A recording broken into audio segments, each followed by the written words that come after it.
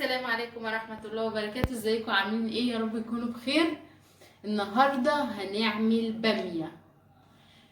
عندنا بامية ديت مغسولة ومتقمعة، طماطم، بصل وعليه توم، واللحمة بتاعتنا ومعاها طماطمايه وبصلايه.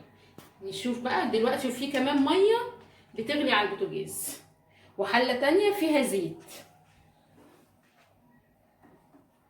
هنبتدي نحط ايه بقى؟ البصل والثوم في الحله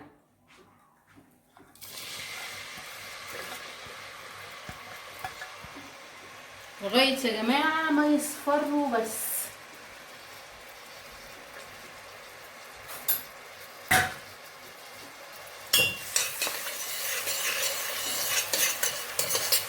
ما اقولكمش بقى يا جماعه الحله الاستانلس دي، عايزه تجيبي الحله الاستانلس تعملي فيها بس طبيخ، تسوي فيها لحمه، رز ومكرونه، لا بيلزقوا ما بتبقاش حلوه خالص. اللي عايز يخلي الباميه حراقه قرن فلفل كده حار وتحطيهم مع البصل والثوم، بس احنا الصراحه ما بناكلش حاجه حراقه، مش قوي يعني.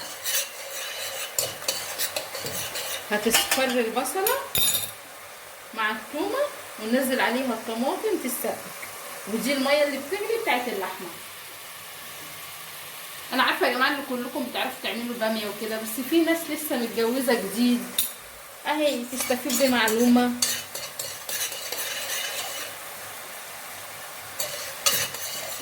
التوابل بتاعتنا بس هي تكون كلها ملح وفلفل.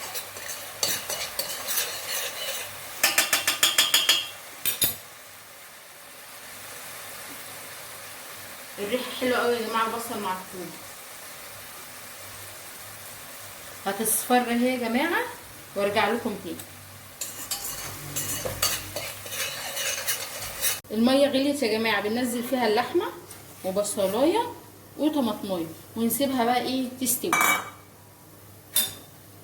والبصل والثوم قرب اهو تصفر عشان ننزل عليه الايه الطماطم.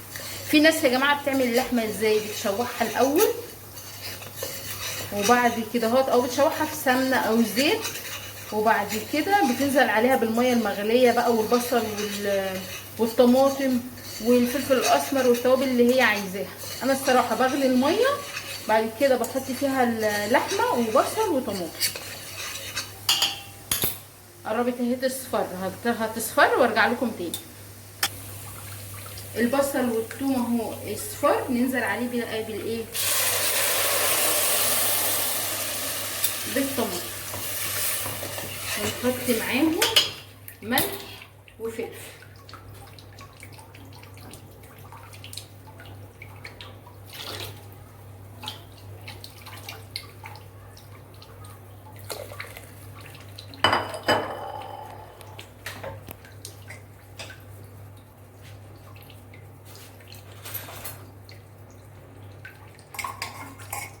نحط معاهم فلفل اسمر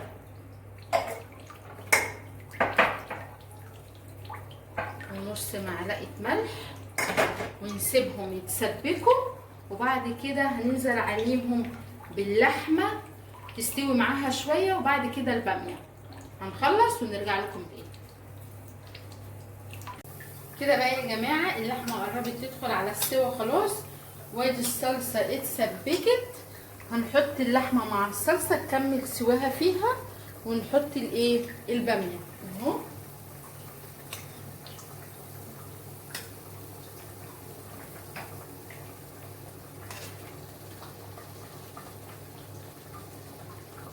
احنا بنحب اصلا اللحمه في الصلصه.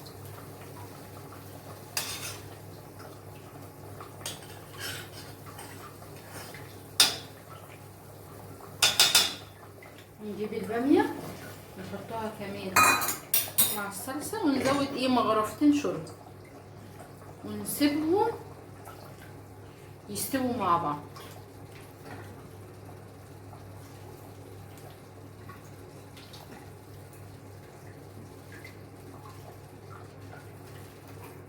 اهو نسيب الباميه بقى واللحمه يستووا مع بعضيهم، وبعد كده نغرف ونوريكم. استنوا.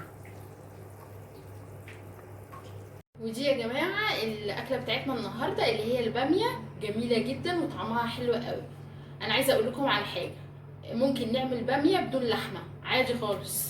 هتقمعي الباميه بتاعتك وتضربي الطماطم بتاعتك والملح والفلفل، وبعد كده انت عايزه تزودي الباميه بدل ما بتزوديها بشوربه تزوديها بميه، بس اهم حاجه تعرفي الملح بتاعها مظبوط ولا لا.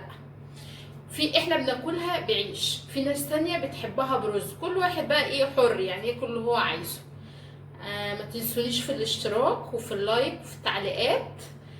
اشوفكم بكره ان شاء الله. يلا سلام.